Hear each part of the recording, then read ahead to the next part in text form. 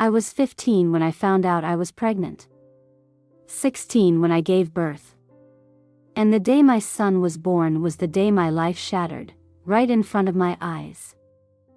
I remember the hospital room. It was sterile, cold, and unfamiliar. The sounds of the machines, the soft chatter of nurses, and the uncomfortable hum of fluorescent lights filled the air. My baby was placed in my arms, his tiny fingers grasping mine, his soft, round face so perfect, so innocent. He was mine.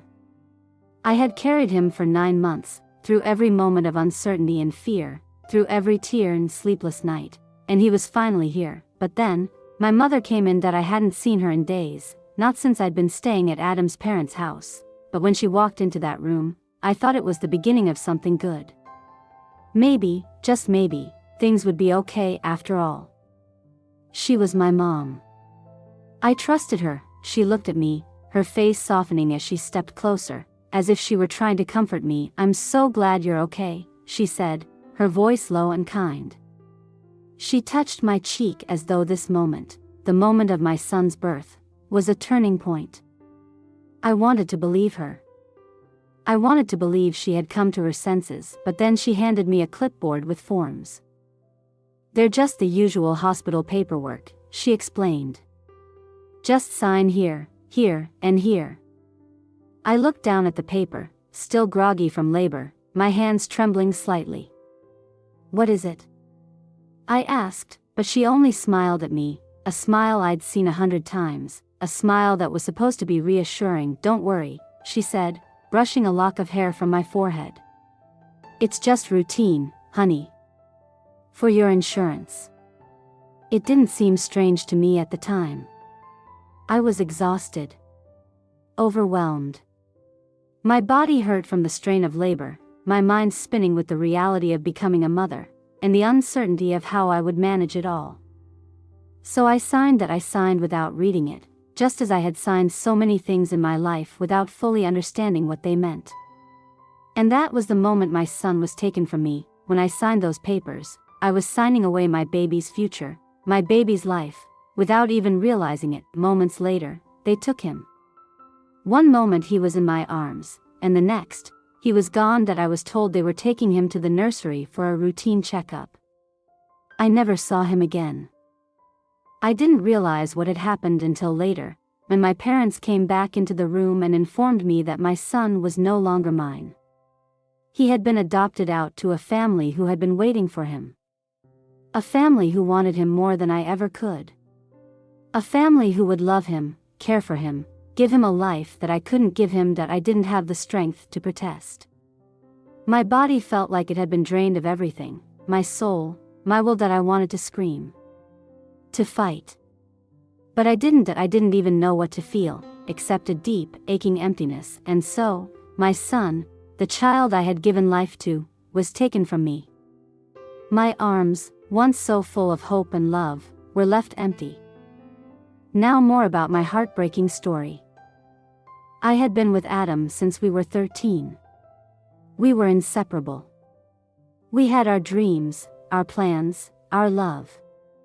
When we found out I was pregnant, everything changed. His parents were disappointed, but they still helped us. They took us in when my parents kicked me out, gave me a job at his uncle's restaurant. It wasn't much, but it was something.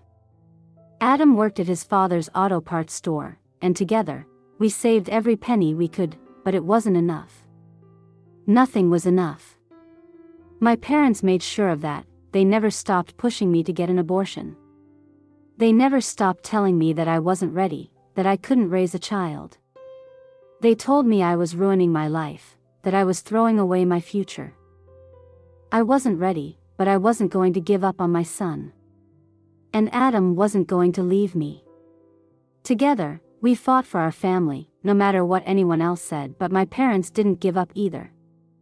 They were relentless. That I still remember the day my father attacked Adam on the street, screaming at him like he was a criminal. And my mother?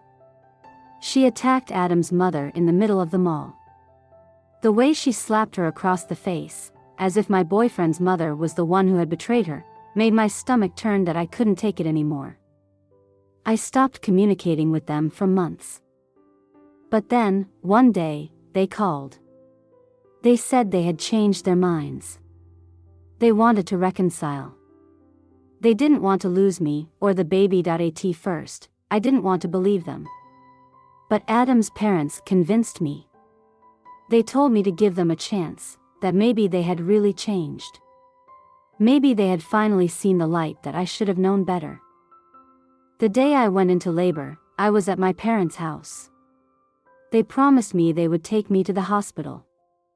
They promised me they would call Adam, that they would call his parents.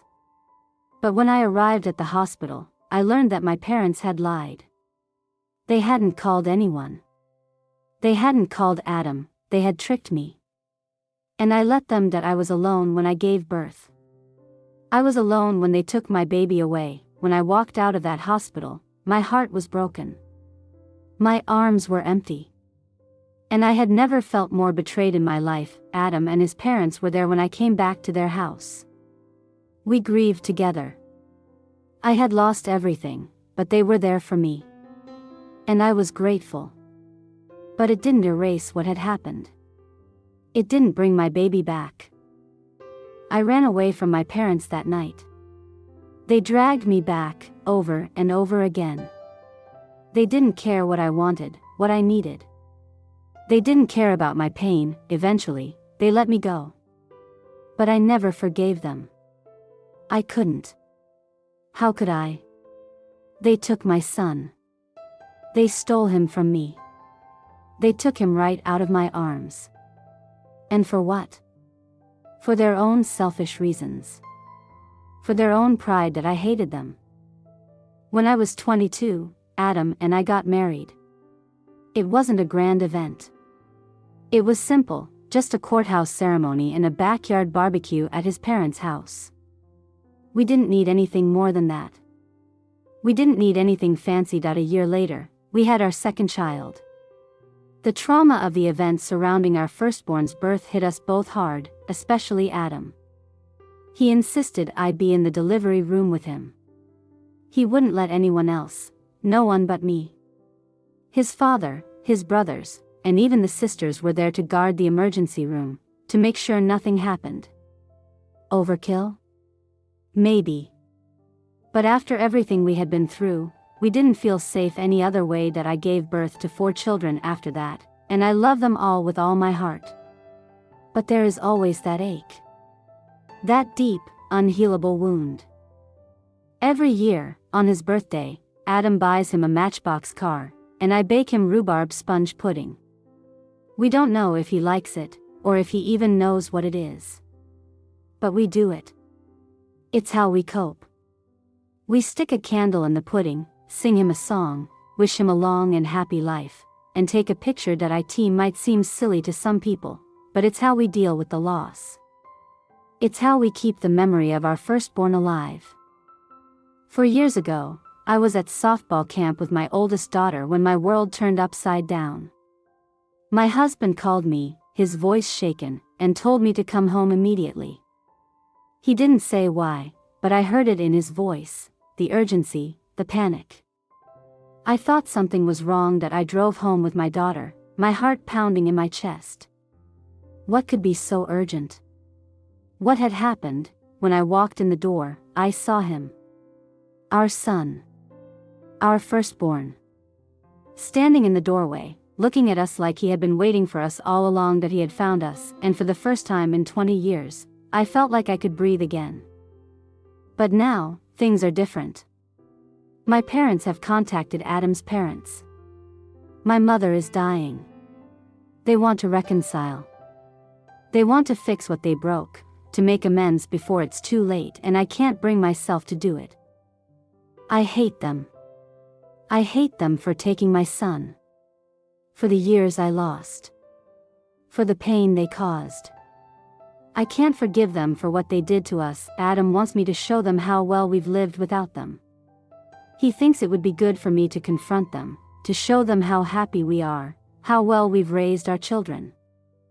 I don't know if I can do it. I don't know if I even want to, but part of me wonders if seeing us, seeing our children, will be the final punishment they deserve. A punishment they can't escape that I won't forgive them. I don't know if I'll ever be able to. But maybe, just maybe, it will be enough to show them that we've lived. That we're okay. Without them.